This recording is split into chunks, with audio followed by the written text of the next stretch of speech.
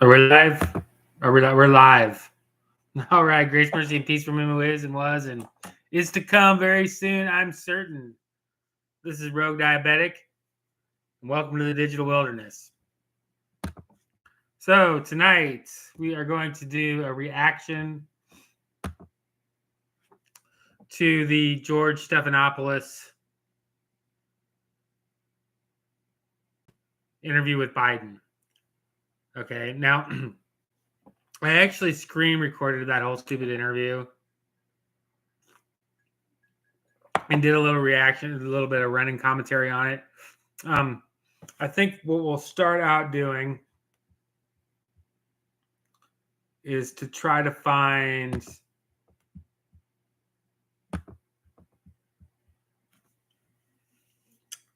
we might get they're going to replay it, or they could possibly even be replaying it right now. So I might just cue that up, and then we'll just and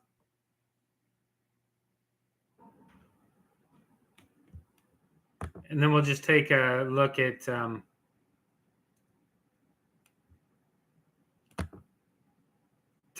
it directly. We'll just pull off the the ABC's live stream, or possibly to maybe find some other people that are commenting to see what other people's commentary is, because I'm curious to see, because it looks like they're still they're still spinning it out like Biden's gonna have to drop, like he's gonna get pushed out. Now, obviously, if you've watched the interview already, Biden's like, "Oh, I'm dropping out. I'm gonna beat Trump." Right, but I want to keep hearing some more of this, like, post-interview commentary. And we'll see what we can find.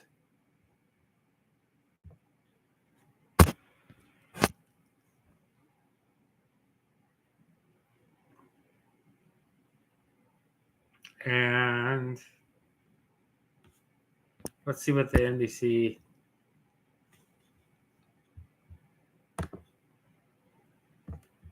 Oh my gosh.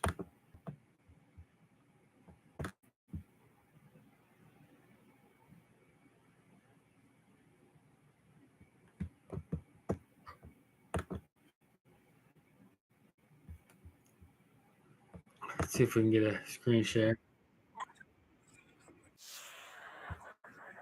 Spaghetti Lions we've been tracking, they're coming into excellent agreement in that general vicinity. So Houston, you're in play for heavy rainfall with this too, along with all of the eastern.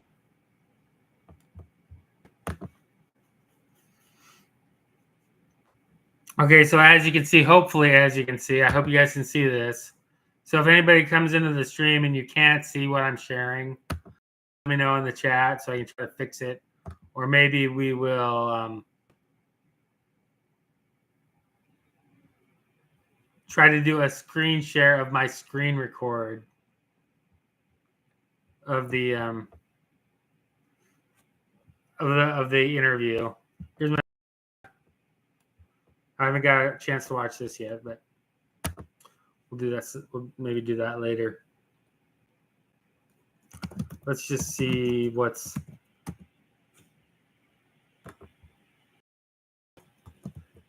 Let's see if we can find some commentary. I want to know what the talking heads are saying now. I did the whole video. I watched through the whole video, or the whole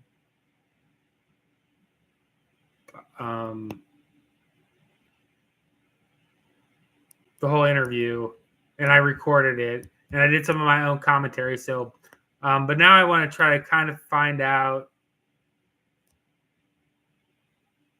what other commentary maybe some other people are saying. It's a little bit early to find it on YouTube, I guess. Let's see what Frank Luntz has to say. This is Frank Luntz. Fair use, by the way. Fair use, everybody. I'm craving fair use.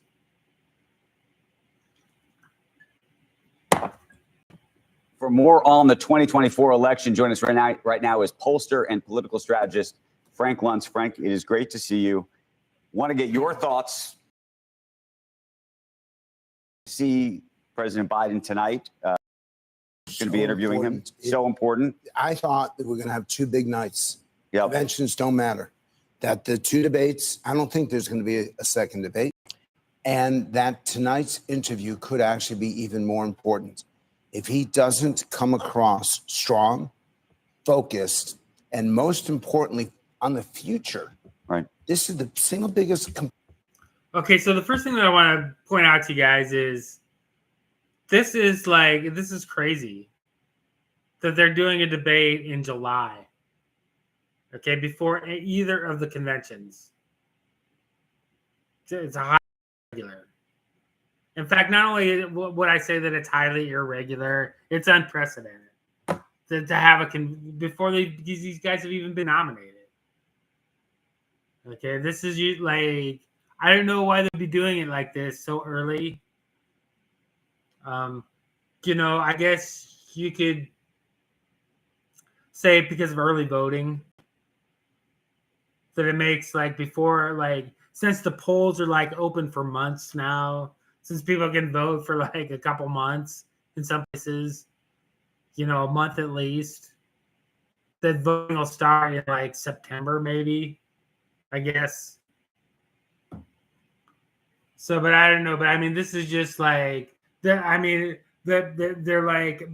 keep moving all of this stuff back.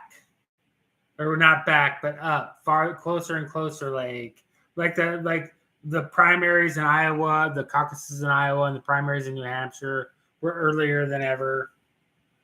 Which is really if this were real, if any of this were real, is the opposite of what they should be doing. It they should be pushing this stuff back farther to where it was before, so you don't have an election, so you don't have 2 years of a campaign.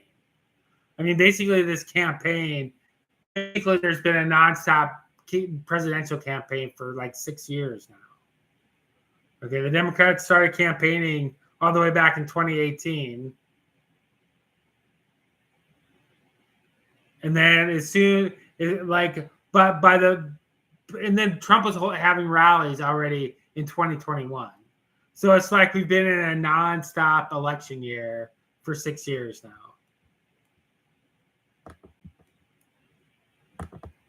Complaint that all voters had, regardless of whether you're Republican or Democrat, all they did is fight about the past. What are you going to do for me now, next month, next year? You mean what can be unburdened by what has been?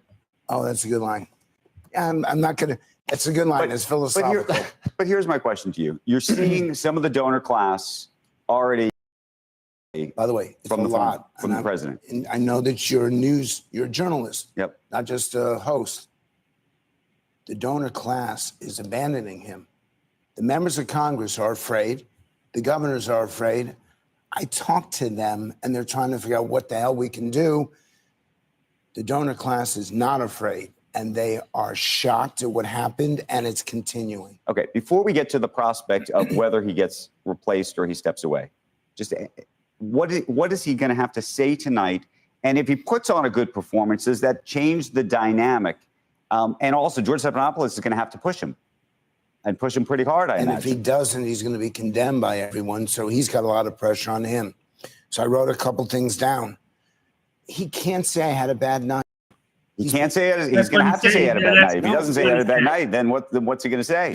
Because that, I didn't do what I wanted to do. I didn't say what I wanted to say. I communicated.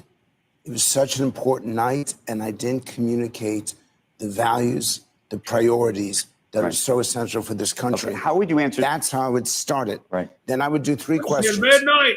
Just as Reagan did, are you better off today than you were 4 years ago? I'd ask a question. Do you want chaos and confusion? Right. Or do you want stability and predictability? Give me three questions like that. Then give me the priorities. How do you answer this following question? Mr. President, you are the commander-in-chief of this country. There are going to be real-time crises which you are going to have to handle And some of them are going to be after 8 p.m. And I don't say that facetiously or critically, but there are going to be times where you're going to have to be up at 2 o'clock in the morning and you're going to have to make a super critical decision about American lives and folks and military folks who are out there. Is there anyone who's watching who has not gotten a cold or not gotten sick, but you absolutely had to be healthy on your wedding day, burying a very close friend or family relative? That's what happened. And you think that answer? You said not to use the "I had a bad Now night." you No, have you don't to, use the words "I had a bad night," but you have to be able to explain it away. I'm a word guy, and the precise words that he uses absolutely does matter. To the so extent now having a that full a conversation, a side conversation happening right now about whether he should step away, and if he does, who would replace him. How do you see that? As utter chaos, has to go to the delegates. It cannot go to a nationwide primary. There's simply no time. But you don't think that he and Jill Biden are going to ultimately have to anoint somebody? I don't believe he's going to go.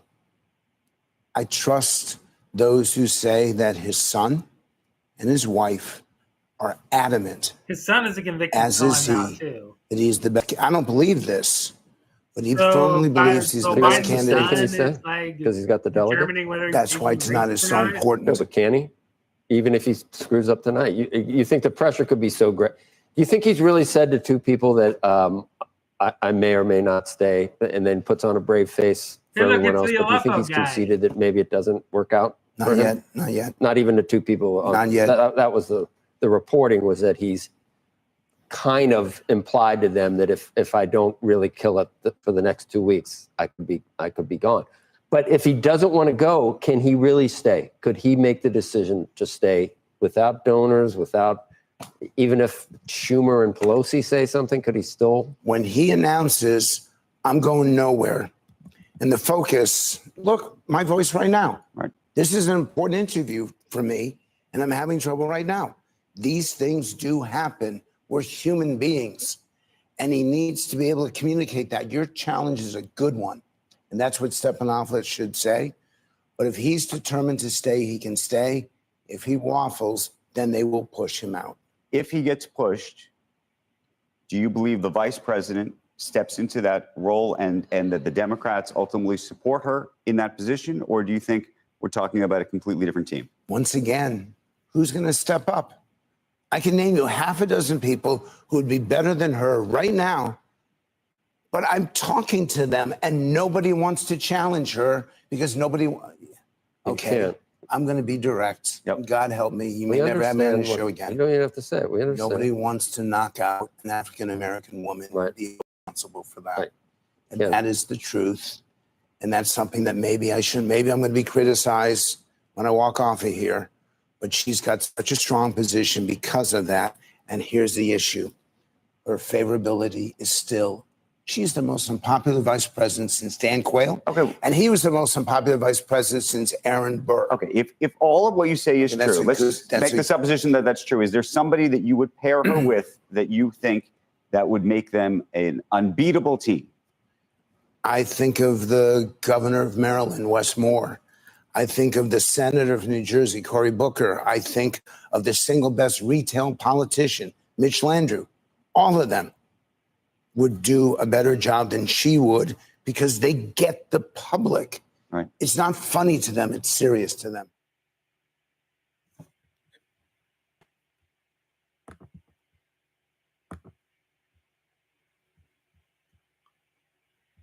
All right, so that was interesting. That was pre-interview.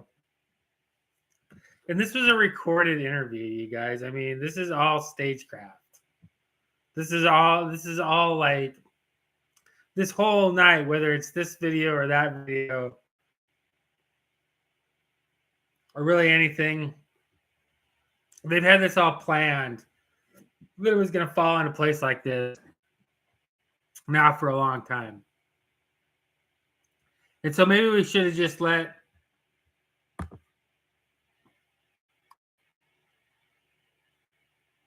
some of this.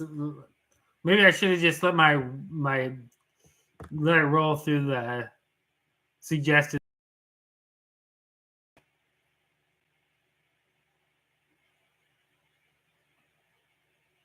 Okay. Here's one that's a new one. And it looks like it's post. See if we can get some post-interview reaction. For that, I want to bring in News Nation political editor, host of The Hill Sunday, Chris Stirewalt. Chris, good to see you once again. We were talking about what happens before the debate. Now we have you here. So just to amplify this a little bit more, the number one question that came up from this, the very first question from George Stephanopoulus, was President Biden's reaction to the debate. And he basically said it was a bad episode. I was exhausted and I was sick. What do you make of that? You know, it's sad for Joe Biden, but it doesn't really matter when you read the transcript of what was said and you watch it, it's not the words. Yeah, he had some verbal stumbles and be gooder or whatever. There were errors, but the real problem for Biden is how he looks and how he sounds. And that doesn't get fixed. And I think Democrats are asking an impossible thing of Joe Biden, which is, you had a bad debate. Now we want you to be 20 years younger. We want you to be bright-eyed and lucid and sharp, which is not what Biden was before the debate. And there was a lot of collective group wishing. There was a lot of wish casting going on among Democrats that, you know what, Biden's actually okay. And they were talking themselves into it. But once you saw it in the debate and everybody had to admit it, and the toothpaste got out of the tube, you can't put it back in. You can't put the toothpaste back in the tube. And nothing that Biden did in this interview is going to make any Democrats say, yeah, you know what? We were right the first time. This guy's great. We're going to stick with him. This did not do that. Chris, he mentioned the president mentioned during the course of this interview that his polls are polls. Any idea what he's referring to exactly? I'm not saying that to be, make a wise guy comment here. I just don't understand exactly what polls he's looking at, because this was, again, when he was saying you're at 36% and he's not really concerned about the polls. He mentioned a few polls that he was concerned about. He said that the polls that he's seen say that he's neck and neck with Donald Trump, but then he said his internal polls are suggesting otherwise. He so kind of, I'm not going to lie, put a page out of other politicians' playbook saying, don't believe the polls. What was your take on it? I mean, what polls is he looking at, or is Camp looking at? Well, I'm sure that they have numbers that show the way that Joe Biden could chart a path to victory. And I'm sure that, and that the Biden campaign and Democrats are polling constantly. But I will tell you, I made privy to some Democratic polls. And I haven't seen them all, and I haven't seen everything that Joe Biden has seen, obviously, because he's getting new numbers every day. But the numbers that I've seen tell a very for the incumbent here. It is the fact that Democrats are and there's a phenomenon that happens, which is if you're in a close race and you're slightly behind, you can keep your people engaged. You can keep them amped up. They can stay in the fight. As soon as your own side concludes that you've lost or you're going to lose, the bottom falls out. And that's what all of these congressional Democrats are worried about. These are the polls they're seeing. The polls the president should be concerned about. These senators who are talking to Mark Warner, these members of Congress who are talking to Mike Quigley and others, they're seeing their own reelection polling, and they're seeing the data that's coming in from their states. They're getting the bad news. And they say, I don't want to go down with Joe Biden if this is an ego trip for him. I don't want to go down with him if he feels like he needs to do this to prove something to himself. He's got to get out of the way. Thank you for watching. Go to newsnationnow.com to find News Nation on your cable provider. And don't forget to click the red subscribe button below to get more of News Nation's fact-driven, unbiased coverage. All right, that was News Nation. Breaking news from the Washington Post. Apparently, a team is going to be assembled by Senator who have yet to be named, that are going to go to the White House and talk to Joe Biden and encourage him to drop out of the presidential race. This is something people have been wondering about since the debate. Are we going to have a... All right, this is the Young Turks. Everybody, so listen up. 20 minutes ago. 6,666 views. Get out of here. That's incredible. No, it's just a coincidence. Okay, so this is the Young Turks, and this is like brand new. So let's see what these clowns are saying. Nixon style private conversation to tell him to do the right thing. And according to 2 anonymous sources, this is actually coming. So Warner is telling Democratic senators that Biden can no longer remain in the election in the wake of his debate performance. Warner has told others that he's deeply concerned that Biden is not able to run a campaign that could beat former President Donald Trump. Warner has not confirmed or denied the report, at least as of when we're recording this. But a spokesperson.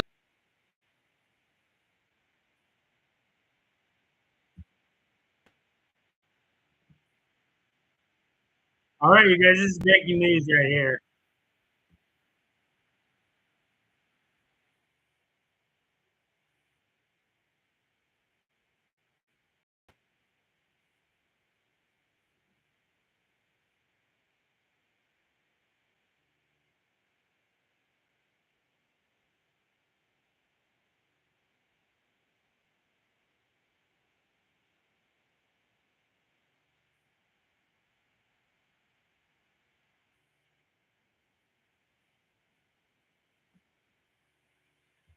Okay, so I just want to read the Washington Post, and this is 1 minute ago. Senator Mark Warner works to gather Senate Democrats asking to exit the race. That's 1 minute ago. This got posted. So, yeah, it's over. It's gone. Let's see what Chunk has to say.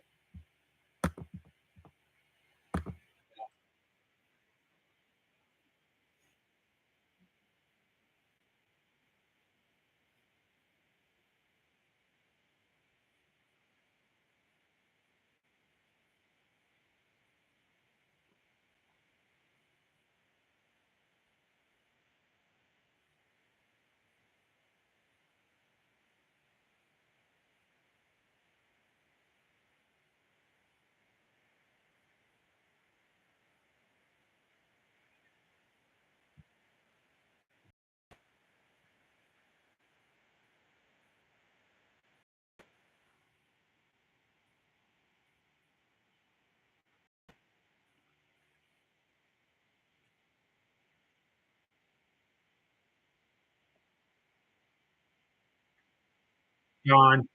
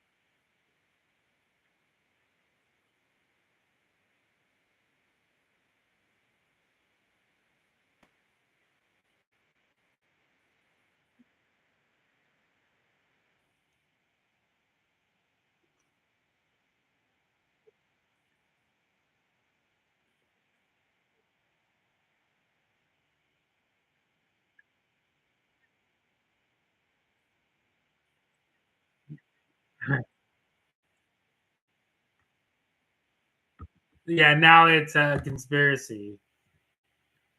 Like it's a Democratic conspiracy to get Trump back in office by keeping Joe Biden on the ticket. So, but anyway, gone, you guys. That's one of Chunk's little lines because that was like I can remember back in 2016 when they were covering him and this bimbo here were covering the election results. They were like, when the results came in, it was like gone. Oh, Kentucky gone.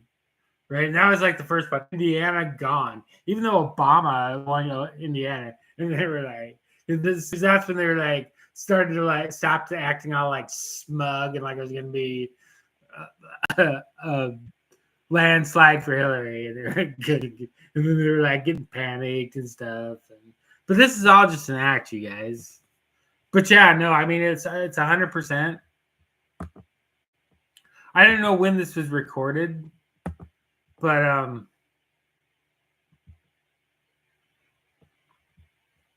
I didn't know when this was recorded, but it just went up.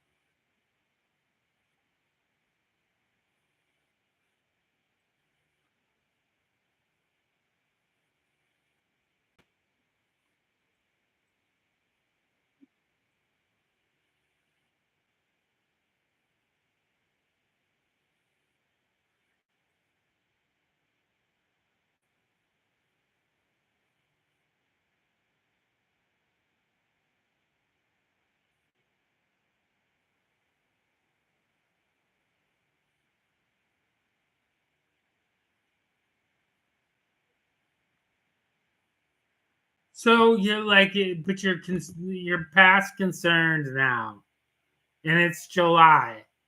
Okay, the Republican convention starts in like a week or 10 days or something, and we're about a month out from the Democrat convention, and you guys just on to this now. I mean, are you kidding me? This shouldn't have been a conversation to begin having shortly after 2018, after the midterms, right? That there should have been some other candidate, that maybe some other people should have stepped up as candidates so that the Democrat Party could have had this conversation earlier. So, but now that Biden like technically should have the nomination sealed, now all of a sudden you're going to push him out. How are you going to do that? Now I do want to make a note that it's the Democratic Party, the so-called Democratic Party, because of the super delegates at the convention, like half of their delegates are super delegates. So it's theoretically an easier task for Democrats to change their minds, especially the ones that are in like the power positions. To all of a sudden just decide, yeah, we don't care what the people said. That the people like all voted to nominate this guy. We're just gonna unilaterally decide. Is it oligarchs or? I mean, they call themselves the Democratic Party, but the Democratic Party's system for nominating candidates is even less democratic than the Republicans.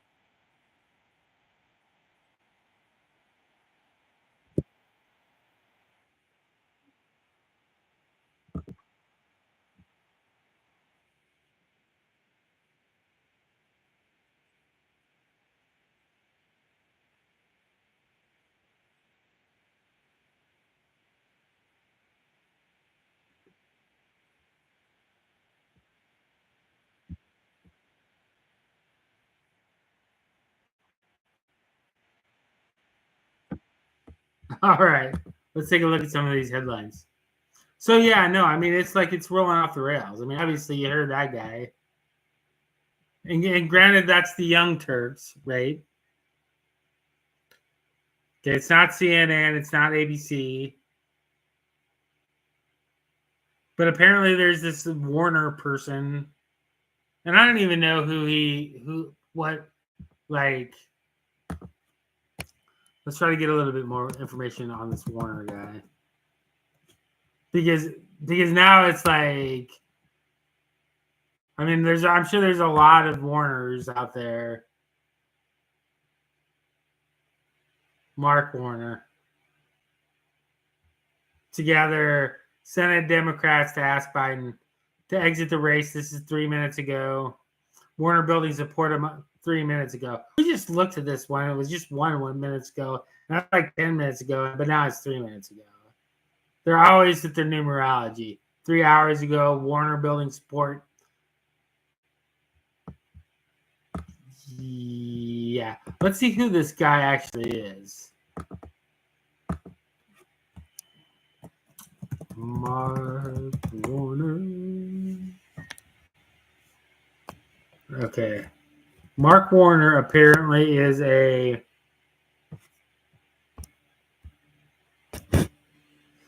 American businessman and politician serving as the senior United States Senator from Virginia, a seat he has held since 2009. So he's been around a while. He's a Democrat. Harvard Law. 69 years old. See, this guy's getting old too. I mean, with all due respect to old people. I mean, all these people are ancient.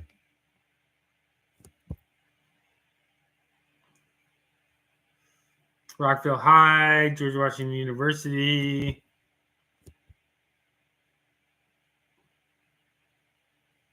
So, okay, so let's do this.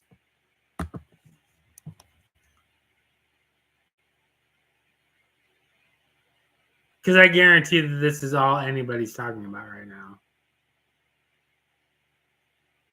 Well, probably not, but it's all that's going to be like, yeah, it's going to be like, it's going to be the narrative that they're going to be pushing. Election Live updates. I'll beat Trump, says a defiant Biden, pledging to stay in the race. 6 takeaways. So there's your 6. From President Joe Biden's high-stakes ABC interview.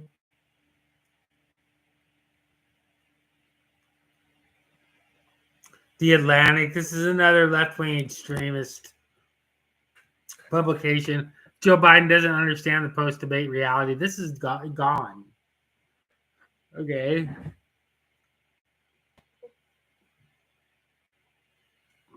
Chunk said it himself. Gone. Okay. This whole weekend, they're going to beat this drum. And then it'll be like Monday or Tuesday. And it'll be like, I mean, I don't know. I don't know what exactly how they're going to pull this off exactly. And I'm not even going to speculate because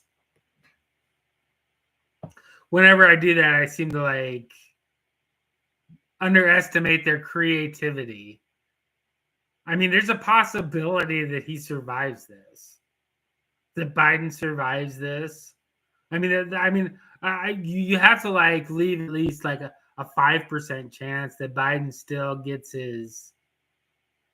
that Biden just like refuses to leave, and like all these other Democrats, are unable to get rid of him. But right now, it's obvious that the media is pushing this narrative, and not just Fox News anymore, but this narrative that Biden has to like get out and make room for somebody else. And the most likely person that would be Kamala Harris at this point. But even that could end up being a surprise. So let's look at this Fox article real quick. Was I not sharing? Was I not sharing?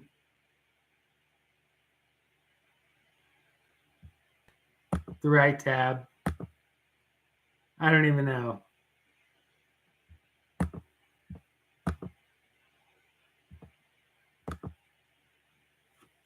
Okay.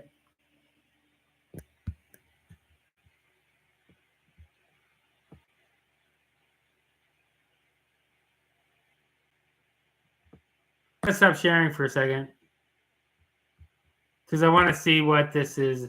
Biden repeated. So we want to take a look at this. I want to share this instead. So we're gonna take. Okay, we'll start here. So this is what I this is my Google News feed, and this is gonna be like. And then earlier today, none of this you had to specifically look up Biden. Is Biden gonna drop? Will Biden drop? Biden news, stuff like that. Because they didn't start off today like fixated on this story, but now it's like, and then it's like, and when you did like start to drive in on it a little bit, it's like Biden, the most important interview ever. Biden's getting ready to try to save his candidacy. And now it really looks like, so we got CNN 6 takeaways from President Joe Biden's high-stake ABC interview. The Atlantic, which is a left-wing extremist outlet. Joe Biden doesn't understand the post-debate reality. I mean, when you've got that left-leaning of a publication pushing this, then you're probably in pretty big trouble if you're Joe Biden. Election Live updates. I'll beat Trump, says a defiant Biden pledges to stay in the race. So that's the kind of counterbalance to make people question whether, maybe you really will stay in. Fox News. Biden repeatedly dodges questions about whether he'd take neurological test. No one said I had to. And that's what he said.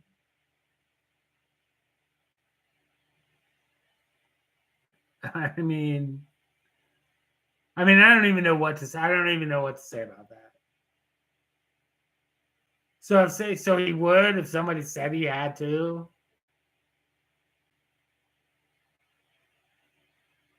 But I mean, in this whole idea that any candidate needs to have a neurological test.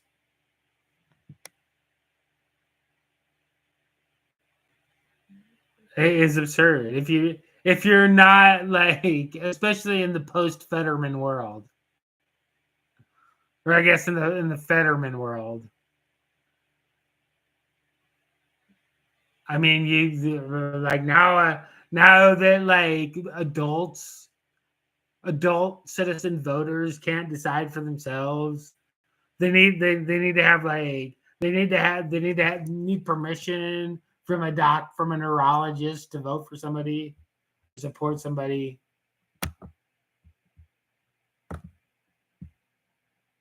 President Biden 3 times. See, there's your 3. The numerology is like off the charts with this, you guys. It's all over now. Make sure we're sharing the right tab.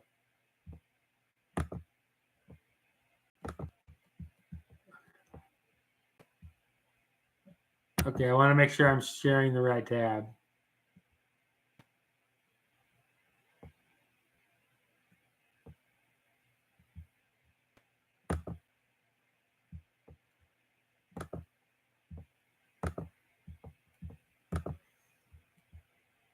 Oh my gosh. Biden dodges. Okay, so I'm going to try to share this Fox News tab and just read you a little bit of the article.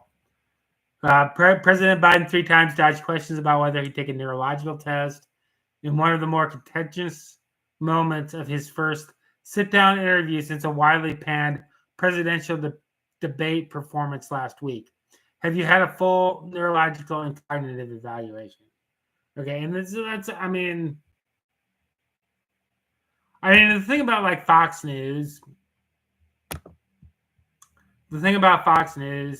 is, they haven't been Fox News has been like saying that Joe Biden is a senile old dope now for years.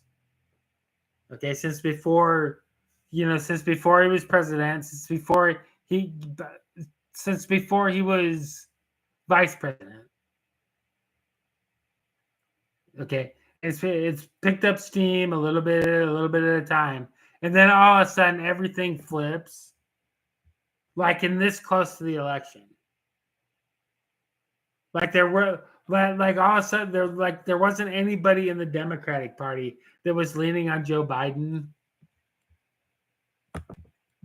There wasn't anybody in the Democratic Party that was leaning on Joe Biden to get out of the race a year ago. Okay, they didn't see this coming. So let's listen to that. Listen to the rest of this chunk Uyghur. Sure, but I gotta say, guys, this is at this late stage. It's not, in my opinion, it's not about progressives versus establishment Democrats at all. So I find myself on the same side as Mark Warner, who's a very corporate conservative Democrat. I find myself on the same side as James Carville, who is oftentimes conservative Democrat. And so it's no longer left versus right within the Democratic Party. It's people who would like to win versus people who don't care about winning and care about leadership's feelings and who they should obey. So there is no argument that Joe Biden can win this election. None. So I know that that's like impossible for you to believe if you watch cable news. That's pretty remarkable for him to say that there's no way that Joe Biden can win. So that's a pretty definitive statement. I mean, it's like this chunk Uyghur, the Young Turks guy, he doesn't have he's got quite a bit of sway. Okay, he's kind of like the Alex Jones of the left. And if he says Biden, he said he's taken more seriously actually by the left, and the Alex Jones is by the right. And so if he makes a statement like that's that definitive, then that probably means they're going to push Biden out. Because they keep telling you, like, they just start saying, I wonder if Biden could lose. It's a massive lie factory. Biden was already disastrously behind before the debate. Now it's totally unrecoverable. No chance at all. He's not going to make up 16 points in a matter of 4 months. He's going down, not up. This is all absurd. But one more thing. Look, as we showed you earlier in the show, Joe Biden blamed voters if he loses, right? So I want to ask you, if you're an average Democratic voter, do you think that this is your fault? Or do you think maybe it's Joe Biden's fault and Democratic leadership's fault for trying to placate his gigantic ego and saying, oh, I am the greatest, only I can defeat Trump. Even if I'm 81, can't finish the sentence. Me. Now, is it that guy's fault or is it your fault? What did you do? Did you somehow pick Joe Biden?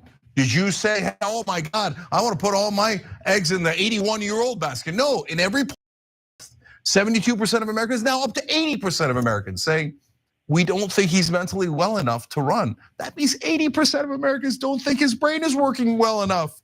What an unbelievable bunch of pathological liars, which leads to Ramesh's point, which is that you're throwing away a giant Democratic advantage in this election. Trump is the liar. But now, every minute we stick with Biden. Okay, so that's an interesting point that I want to point out is like, yeah, in the middle of this like interview, Trump is a liar, therefore I'm the best candidate to beat Trump. I mean, irregardless, it doesn't matter where you're at on the spectrum. Whether you're a devoted Trump follower or a devoted Democrat or a Trump hater, somebody with Trump, it doesn't matter. I mean, that argument doesn't hold water. Okay, Trump is a pathological liar, therefore I'm the best candidate to beat him. I mean, that's absurd. It's totally absurd. Biden is like, we'll see. As our leadership is a bunch of liars. And they're lying to you, most importantly. You know how Trump, his number one target, his mark as a con man, is not. Same exact thing for Democratic leadership. Their target isn't math. Their mark is Democratic voters. They're like, if we could just believe anything we say. Maybe if we put up a guy who's barely alive and tell them not to believe their lying eyes, and he's in the 30s and he has no chance of winning, doesn't matter. We'll tell him he has a great chance of winning.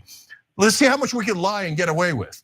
Those are the people who've destroyed the Democratic Party. Can I say one thing? The problem also, John and Cenk, is that these Democratic voters that they keep trying to repeat this sort of denial of reality to, it's generally being messaged only through mainstream media, rather than where many of us who are 50 and under or even 60 and under get our media and get our information. And so I don't think some subset of CNN, MSNBC voters and NPR listeners who is sufficient to hold the fort down here. Honestly. Yeah, they just go into the well and they're like, hey, the guys that we've programmed to believe everything we say because you watch MSNBC, or we're just gonna get, you can't win the election with just MSNBC viewers. Yet Biden to do this maneuver, basically say, I did my best. I love this country so much. I realize I can't do it any longer. I'm here to be a transition to the next generation, like he said, years ago. And actually, this is my hopefulness that this whole thing can be turned on its face through some political skill. And I know that maybe he's not the emblematic of it, but hopefully Mark Warner's also meeting with Jill Biden and Hunter Biden. Well, the only person who's making the decision is the first lady. Keep it real. So they have to somehow convince the first lady, who I don't know how much she knows about politics, that. Okay, obviously she knows plenty about politics. Okay, she's been married to a politician for 40 years. She knows. Okay, and I don't even know what else I was gonna say. Let's back up. See if I can train of PR listeners who is sufficient to hold the fort down here. Honestly. Yeah, they just go into the well and they're like, hey, the guys that we've programmed to believe everything we say because you watch MSNBC, or we're just gonna get, you can't win the election with just MSNBC viewers. Yet there's a huge opportunity for Biden to do this maneuver, basically say, hey, I did my best. I love this country so much. I realize I can't do it any longer. I'm here to be a transition to the next generation, like he said, years ago.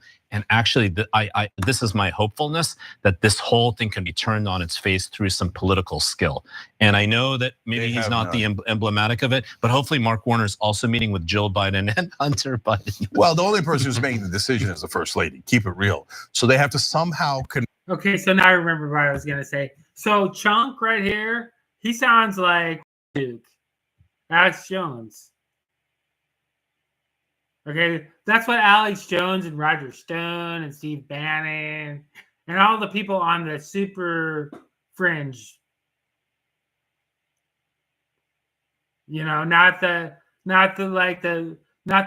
milquetoast Fox News right wingers, but on the super fringe, have been saying all along that Jill Biden is running the show. And I don't think that's true exactly. I'm sure she knows plenty about politics. Okay, she's just another puppet. Okay, this is all scripted out. They're all like these puppets on a string. It's all they're just playing it out. They're just playing their parts. Invest the first lady, who I don't know how much she knows about politics, to put her ego aside. I know she'd like to be president for a second term, but can you please care about the voters? Can you please care about democracy? That you said it's almost like he's channeling Alex Jones. Was on the line, so every Democratic senator should join Mark Warner. And by the way, you should take note: anyone who doesn't join the rebellion are the people who didn't mind losing at all, and are the people who lied to you throughout this entire process. Thanks for watching The Young Turks. We really appreciate it. The rebellion chunk.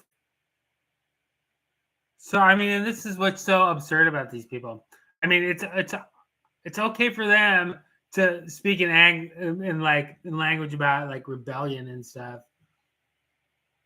as if that's like a positive thing. But when Republicans do it, it's like storming the Capitol. They stormed the Capitol. Insurrection. I mean, the hypocrisy in this democracy has gone so far, has run so far off the rails. Okay, this country's fucking done. It's about ready to go down, and it's about ready to go down hard.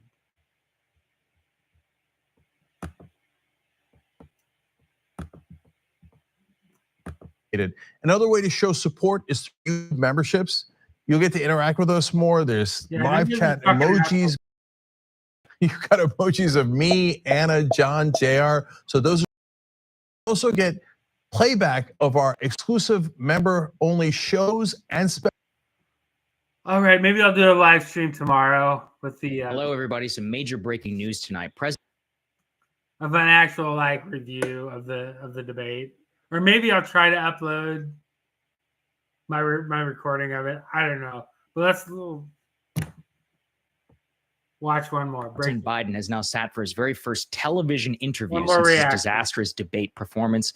And since calls from Democrats from behind closed doors, some in front, have called for him to drop out of the race. First and foremost, ABC News, George Stephanopoulus asked him, so what the hell happened? What went wrong in that debate? Biden is sticking with the excuse that he had a bad cold and blaming international travel, even though he had returned to the United States some 11 to 12 days prior to the debate. Let's take a listen to that answer. Let's start with the debate. You and your team have said you had a bad night, but your friend Nancy Pelosi actually framed the question that I think is on the minds of millions of Americans.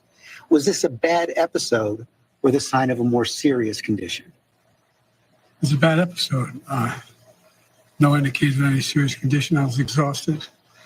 I didn't listen to my instincts in terms of preparing, and I had a bad night.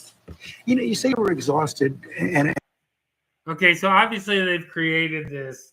I think I'm getting ready to wrap this up. Obviously, they've created this narrative now, where Biden can't win, so he's going to drop out. So then that puts in whoever they're going to trot out after him, which will probably be Harris, which will probably be Kamala Harris. Is that then all of a sudden that this will they'll make it seem again like it's a competitive race. Okay, when in fact they've already decided. Okay, the super wealthy elites that run this country, the puppet masters that are behind the scenes pulling the strings of Biden and Trump and all the politicians. Okay, they've already decided who they're going to install as the next president. I mean, I can't stress that enough. Okay, your vote doesn't matter. It's never mattered. Not in any of our lifetimes. Your vote doesn't matter. It's all canard. You don't have any say in this. They just install whoever they want to install. And they put on these little puppet shows. Right? And so now, once they get the replacement installed, they can shift it back to making it seem like it's a competitive race. And then it's up in the air and then nobody's going to know. And I don't know. I think Jesus is coming back before the election. It's going to put a stop to this. It's going to cancel the election. It's going to take power.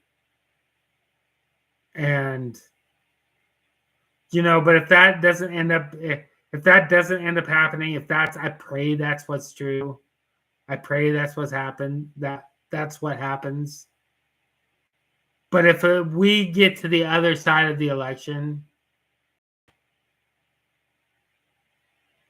and Jesus isn't back yet, to straighten this out, then we are in for rough sledding in 2025. Like, share, subscribe, click the notification bell. Tell me what you think in the comments. I'm out.